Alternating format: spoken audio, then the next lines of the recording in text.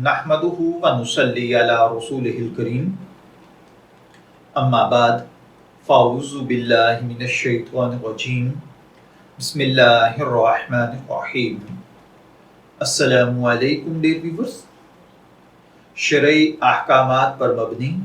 आपके favourite Islamic informative channel Shaoor info से मैं हूं प्रोफेसर शब्बीर अहमद। हमारा आज का टॉपिक है, क्या प्लास्टिक सर्जरी करना जायज़ है या नाजायज़ है,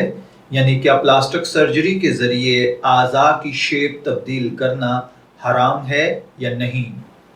ये एक सवाल है जो कि एक भाई ने पूछा है। वो कहते हैं कि मैं इल्म तिब व जराही का स्टूडेंट हूँ। मैं एक किस्म का तखस्सुस जो शोबा जराही में है, यानी सर्जन स्पेशलिस्ट, जो कि प्लास्टिक सर्जरी है, इसका ताल्लुक लोगों के जले हुए जिस्मानी हिस्सों को, अगर जिल्द और चेहरे में कोई नुक्स है तो उसको ठीक करना वगैरह हमारे काम में शामिल हैं। इसी तरह वो कहते हैं कि हम लोग औरतों के होंठ, यानी हमारे पास ऐसी औरतें भी आती हैं जो कि अपने होंठों को छोटा या बड़ा करवाना चाहती हैं। कोई अपनी चेस्ट साइज को, यानी अपने पेस्तान को बड़ा या छोटा करवाना चाहती है। कुछ औरतें मखसूस हालात में अपनी शर्मगाह को तंग करवाना चाहती हैं। कुछ अपने कोल्हों को बड़ा या छोटा करवाना चाहती हैं। तो सवाल ये है कि क्या ये सब काम करना जायज़ है या नहीं। इनमें कौन से काम जायज़ हैं और कौन से काम नाजायज़ हैं। हमें बार बार इन कामों से वाबस्तगी पड़ती रहती है, लिहाजा बराए मेहरबानी हमें बता दीजिए ताकि हम कुरान और सुन्नत की रोशनी में उन चीज़ों को फॉलो कर सकें। तो देखिए भाइयों और बहनों, सर्जरी जिस्मानी आज़ा में से किसी भी उज़व को बड़ा करने के लिए हो या छोटा करने के लिए, अगर वाक़यातन किसी बीमारी या किसी ऐसे ऐब, चाहे वो पैदाइशी हो या किसी हादसे की सूरत में लाहिक हुआ हो, उसको दूर करने के लिए हो, जिससे गैर मामूली जिस्मानी या रूहानी तकलीफ होती हो, तो चूंकि शरई ज़रूरत और हाजत की वजह से यह अल्लाह ताला की बनाई हुई खलकत को बदलने के तहत दाखिल नहीं है,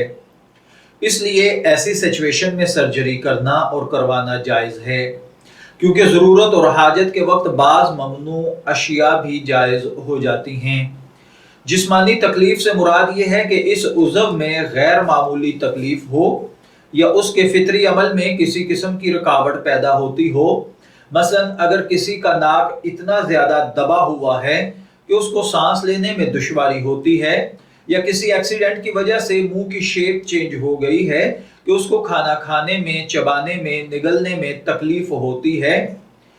तो इससे मुराद ये लिया जाएगा। और रूहानी तकलीफ से मुराद वो ऐब इस तरह का हो कि इसकी वजह से इंसान दूसरों से अलग दिखता हो, या लोग उसका मजाक उड़ाते हों या उसको इस्तेहज़ा का निशाना बनाते हों। यानी खुदा न खास्ता अगर किसी का चेहरा जल गया हो, तेजाब गिर गया हो और चेहरे की शक्ल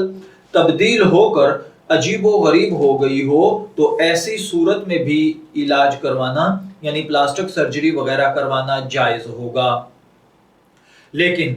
अगर सर्जरी का मकसद सिर्फ हुसूल आराइश है, फैशन परस्ती और इजहार हुस्न हो, जैसा कि आजकल राइज हो चुका है, क्योंकि ये आज़ा की साख्त और बनावट में मुनासिब चेंजिंग करके इंसान की ज़ाहरी हैयत को खूबसूरत और पुरकशिश बनाने के लिए किया जाता है, तो याद रखिए कि ये अमल कतन कतन कतन जायज़ नहीं है, बल्कि ये नाजायज़ और हराम है। क्योंकि ये सब तगय्युरात इंसान की फितरी तगय्युरात हैं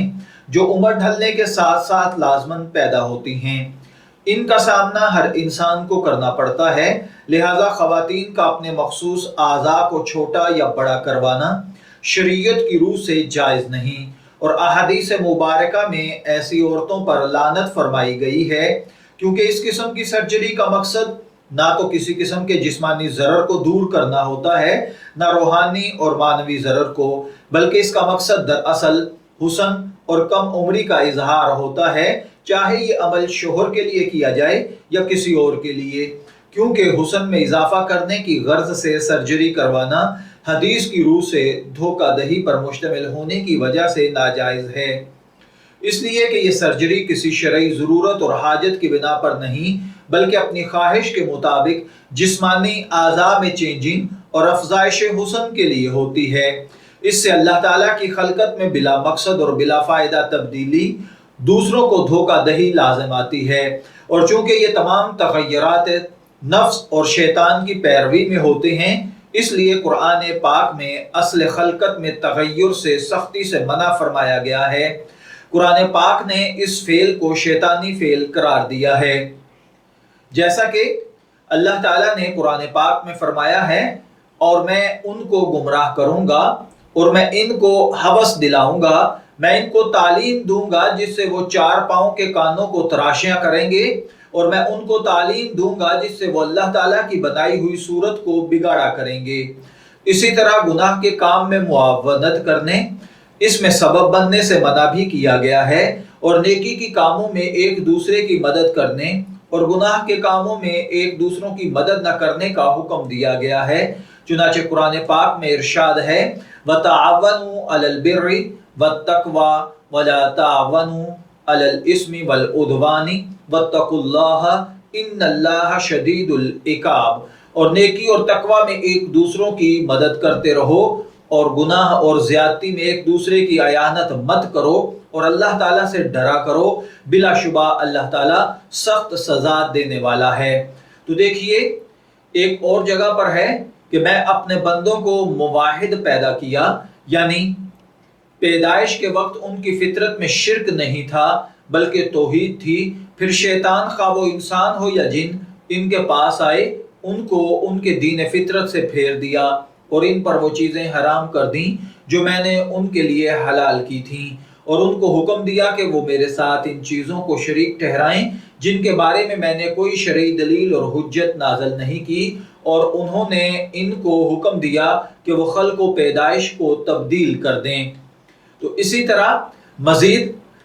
حضرت سیدنا عبداللہ بن مسعود رضی اللہ تعالی عنہ سے مروی ہے کہ اللہ تعالیٰ نے لعنت فرمائی ہے جسم گودنے والی اور گدوانے والیوں پر، اور چہرے کے بال صاف کرنے والی اور کروانے والیوں پر، اور خوبصورتی کے لیے دانتوں کے درمیان کشادگی کرنے والیوں پر تاکہ کمسن معلوم ہوں، اللہ کی خلقت کو بدلنے والیوں پر لعنت کی گئی ہے۔ اس حدیث مبارکہ کے مطابق ہمیں ان چیزوں سے بچنا چاہیے۔ میں دعا گو ہوں کہ اللہ تعالیٰ ہمیں ان باتوں کو سمجھ کر ان اپنے احکامات کے مطابق عمل کرنے کی توفیق عطا فرمائے۔ شبیر احمد کو اجازت دیجیے، پھر حاضر ہوں گے کسی نئے ٹاپک کے ساتھ، تب تک کے لیے اللہ حافظ۔